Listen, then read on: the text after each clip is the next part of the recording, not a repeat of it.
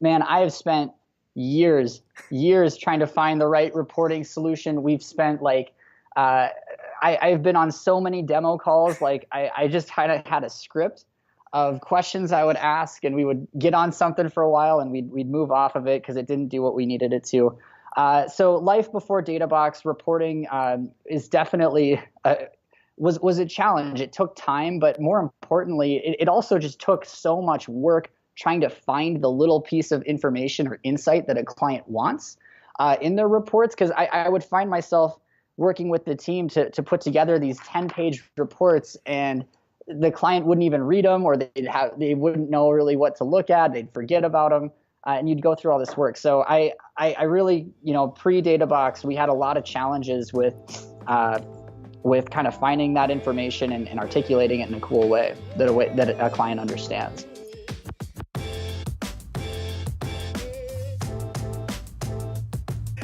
Chris, welcome to the Agency Spotlight Series. How is life over there in South Dakota this morning? Oh, it's wonderful. It's wonderful. Thanks for having me here. I'm so glad to be on here. Thanks. Yeah, and I'm excited to jump into it. Before we get into like the real meaty questions, I just wanted to start with like some basics about your agency. So can you just tell me like number of employees, what kind of services you offer, what kind of clients you go after, and then we'll go from there. Yeah, absolutely. So Epicosity is a 34-person marketing firm here in Sioux Falls, South Dakota. We have clients kind of in the region here, but we also have national and a few international clients. So we were started 10 years ago by two entrepreneurs. They actually started this company up in the basement of a church, and we're kind of over the last 10 years, we've built up to where we're at today. We've made the Inc. 5000 list 4 years in a row now, so we're super proud of that stuff.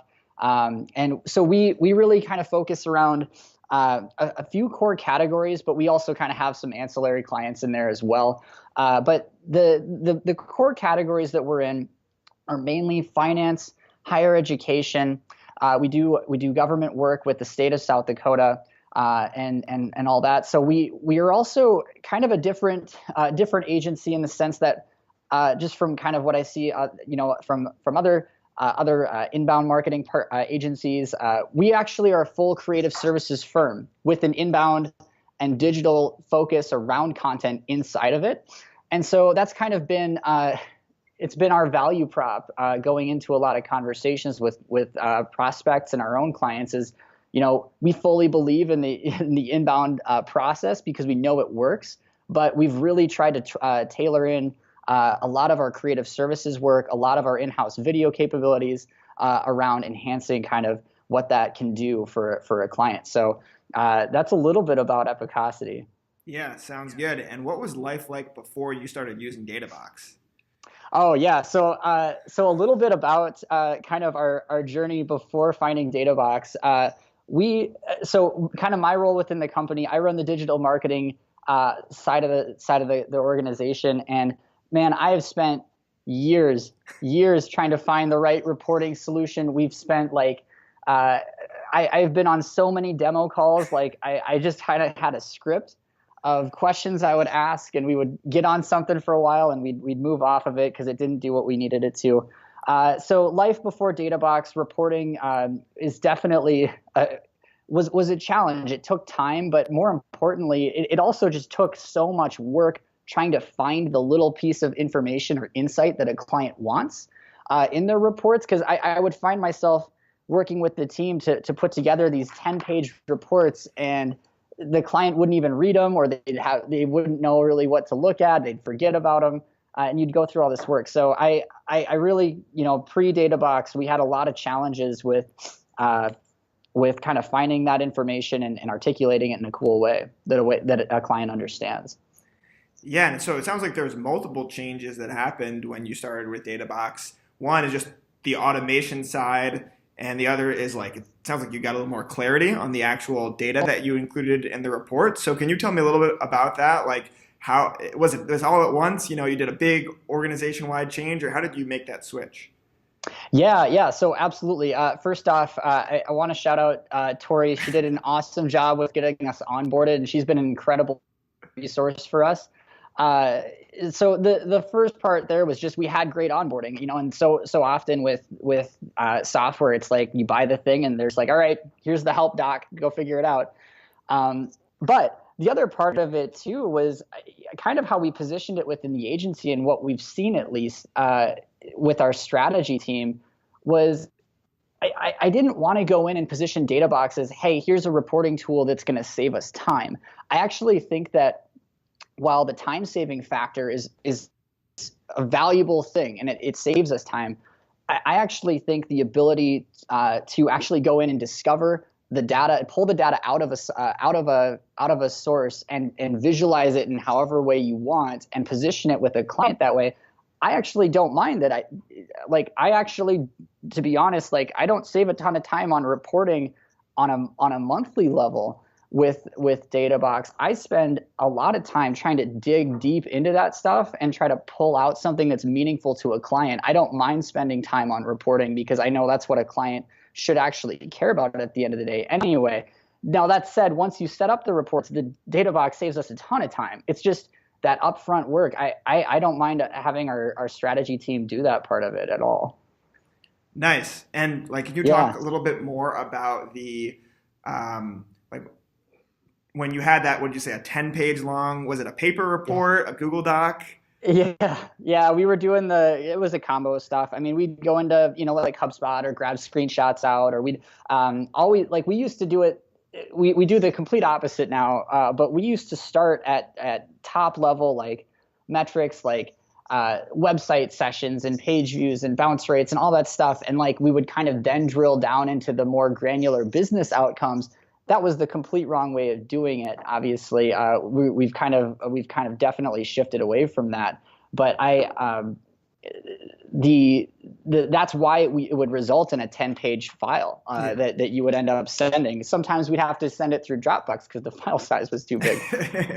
So it's stuff like that it's definitely helped us streamline kind of how we display the information and what we lead with and all that stuff. Yeah, so what changed in your thinking? It sounds like you had to go from 10 pages to like 3 to 5 dashboards per client or something like that. Like, how did you change the way you position things so that you'd be able to fit it in that more confined, streamlined format? So the kind of the thing that we really kind of learned was I didn't want to go in and set some sort of like, okay, strategy team, this is how a dashboard should look. Like, I think that one thing that we've ran into when I've tried to do that before is then all of a sudden you're eliminating any sort of critical thinking around the company that you're working with. If you just say, okay, here's the template, go do it. What I'd rather do is we tried to set some best practices in place for like, I do like to encourage with every single strategist and every single report that we try to set up. I want to see a pipeline first, right? Like I want to understand where the shortcomings are in that client business pipeline. Oftentimes within there, you can quickly diagnose where there's problems, and then like I'll actually do spin-off dashboard slides on like drilling down into specific stages within there. So that's where you can go high level and talk on a level the client really wants to understand, and then you can drill into something that you find insightful or meaningful to a client. So that's kind of a best practice that we're trying to encourage. But we've really tried to not avoid putting too many rigid restrictions on how you set these up at this point. Yeah, can you tell me a little bit about how you guys manage that? Like, is it really up to the individual account manager to say, I'm going to figure out what this client needs? Are there general guidelines? How do you balance that level of oversight with the person's independence? Yeah, absolutely. It's a balancing act. It totally is. Like I think the thing that we've really been trying to do over the last 2 years is to challenge and push our clients on what their actual business outcomes they're trying to get to. Watching a few of these other agency spotlights, I see other agencies doing the same thing, which like that's really validating. I think that the thing that we're trying to do is ask, like we ask follow-up questions so much with our clients. If they say we want to grow our market share in something, or if they want to increase their total customer volume or something like that, it's asking, well, what does that mean? How, like, just kind of reverse engineering that out. How did that look last year? We do, like, I've been really pushing around forecasting against business goals. So taking that, if you want to get to 400 new customers by the end of the year, how do you break that out by month, by week, by day? It's definitely been something we're working towards. How we're managing that right now is we're trying to get the strategy team and the account team and the sales team to all be speaking the same language around that stuff, and it's kind of happening organically, just kind of the more conversations we have. Can you tell me a little bit about how you guys set specific goals? Like with you talked about market share, revenue. What are some ways that you like box the client's expectations as opposed to like the goal setting process they used before they started working with you guys? Or maybe you can talk a little bit about the goal setting process before they work with you guys. Yeah, absolutely. Okay, so the ideal situation, and I think one of the best reasons for having some core specializations, we aren't fully niched, like I said, but by having some core specializations, you kind of know what the metrics are going into the conversation a lot of times. And that's the best case scenario. If you're able to ask like specific questions that shows that you can understand a person's industry and that you understand kind of what their challenges are, it helps on so many different levels. But I think one of the other things that goes into it is we've tried to tailor our services around addressing specific challenges that are like with some of our clients, maybe in finance or higher education. Like, we have sort of tailored approaches that are already kind of established in best practices that in higher education, if you have an admitted student that you want to turn into an enrolled student, we have a playbook for that. So it's not like you have to go back to the drawing board and figure this out from square one. So you kind of, by already knowing what those metrics are and how they're tracking against it, you can kind of have more informed conversations around, okay, how do we tailor this strategy so that it's custom to the client, but still rooted in what we've learned in the past, if that makes sense. Yeah, it does. And when you set goals, do you think about it in stages? Like, first we got to grow traffic to the website, then we got to increase conversions, then we got to work with the sales team to improve that side of things. How do you break things up with the client and so that your team actually has a reasonable set of activities at any given point? Yeah, absolutely. So sometimes clients walk in with specific acquisition goals or yield goals. And if they do, that's great. What I try to do from there is actually reverse engineer that out. So I try to look at, well, okay, how many admitted students became enrolled students last year by month? When was that seasonality highest? And kind of then just looking at maybe doing some basic reverse engineering from there, saying, okay, well, the admitted student page in the month of May, if it had X number of admitted students that ended up becoming yielded students in that month, how much traffic did that page have, or how many event clicks did you have on the register for housing button, that kind of stuff. So you kind of try to it's incredible how much data these companies are sitting on that they just don't know how to line up in that kind of way. And it's just a little bit of groundwork that helps you really kind of firm up, well, is this expectation reasonable? Because if I can figure out what that yield percentage is, we kind of can have informed conversations over, okay, well, we need to drive X number of traffic more to the site with our media campaign, or we need to increase that conversion rate on the page to get that. So there's multiple ways you can solve that problem if you start by reverse engineering the outcome rather than start on the website metrics side, if that makes sense. Yeah. And are you guys breaking that up by quarter or by month and saying, like, this is the quarter that we're doing traffic, this is the quarter that we're doing conversions? How do you communicate with them so that they know that you're moving towards that big annual goal? Yeah. So the baseline metric is on month. We're working towards getting to breaking that up by week and kind of doing weekly check-ins and stuff. We are checking it. I think that as an agency, we're shifting to try to become more agile on reacting to it. The main thing that we kind of communicate with clients on is we'll kind of do a combo of, it'll be kind of like a bi-weekly check-in on our status calls. We have weekly touch points or bi-weekly touch points with clients where we just kind of review the numbers.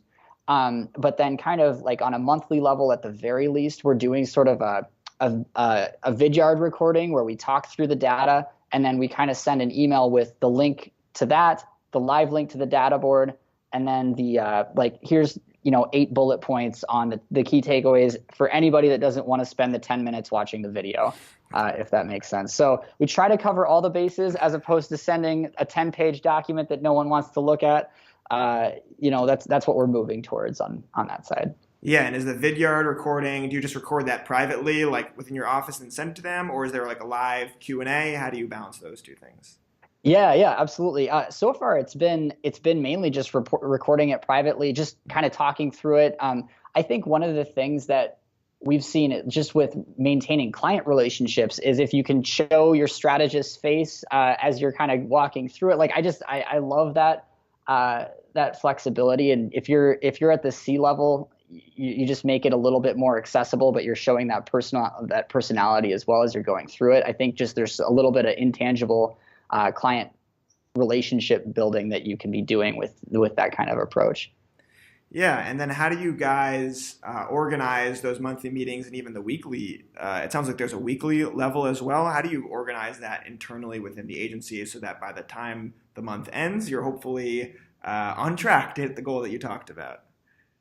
Yeah, absolutely. So within the monthly or within the weekly touch points, those are just kind of recurring. You're setting the date way ahead of time, and it's just every Tuesday at 9 a.m. or whatever you're meeting. You're kind of setting that expectation that on this call we're going to be going through the campaign performance so far. If a media campaign just kicked off, how is it pacing? Where are some quick adjustments that we're going to be making?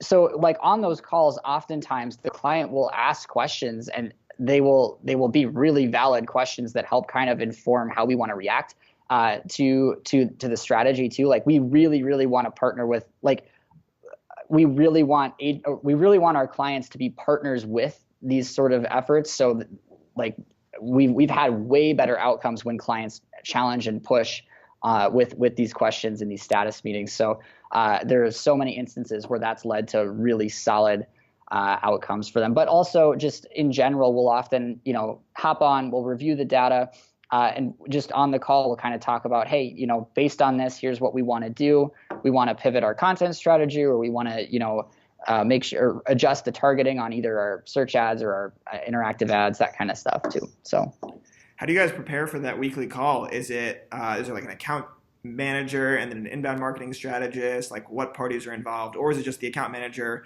Tuesday at 9 a.m. comes up, they just review the data in real time and there's no prep? Like what level goes into Yeah. Oh, that's a great question. So the prep is kind of, we use Slack, so we talk about stuff all the time leading up to that. Oftentimes the account executive will send out sort of the status report or the agenda to the internal team before the call kicks off. So there's opportunities before the meeting to really just kind of like make sure everyone's on the same page going into this. Strategists are usually expected on those calls to go in and talk through their section of it or ask questions to the client and get feedback. But a lot of times there's a lot, there's follow-up that happens after those calls as well. Yeah, and so inevitably there's going to be calls where you guys aren't on track for the goal, let's say, and especially it sounds like you guys do more in-depth weekly meetings than most agencies that I talk to. How do you explain that, and how do you help the client understand what's going on your end? Yeah, absolutely. I think the main thing is that we don't hide from the numbers. Like I think if we can build relationships with these clients where they can understand that, hey, nobody has a crystal ball. We're here to deliver on outcomes. If something's not working, that's okay. We're going to pivot and adjust. I think oftentimes,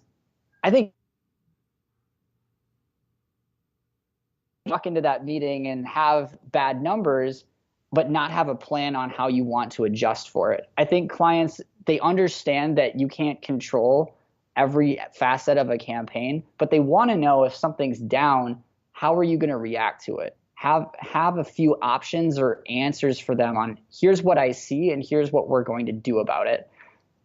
Who comes up with those suggestions on your end? Is it a strategist, account manager?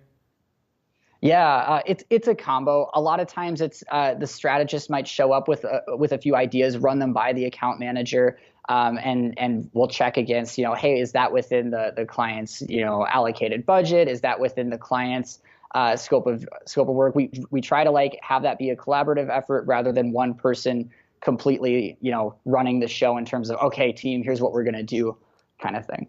Right. Sure.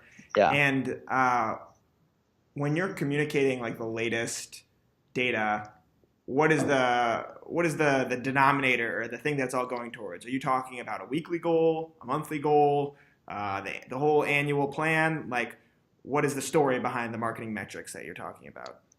Yeah, so I think it kind of depends on which client we're talking about, but we usually kind of establish what sort of cadence we want to report against. A lot of times at this point it's kind of all over the place, but it's usually you're talking about month over month performance or month year over year, like September against last year's September, that kind of stuff.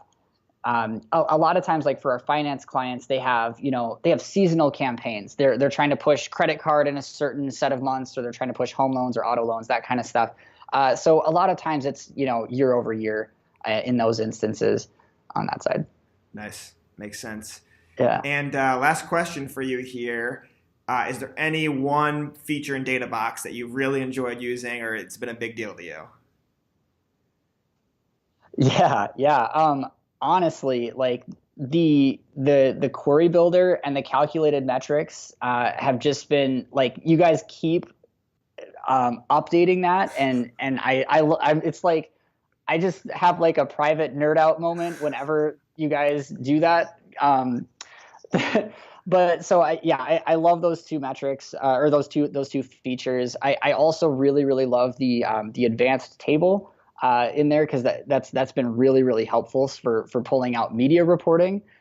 Lastly, this is one of the main reasons we actually ended up going into Databox, was that at across all the different reporting systems that we looked at over the years, like so often at within the small to medium size organizational world on reporting, like you're stuck with a certain set of native integrations and how they look. What I love about you guys is your open API has allowed us to pull in other data sources and stuff like that. So that's been a helpful feature too. How have you guys been doing that? Is that like a SQL connector, Zapier?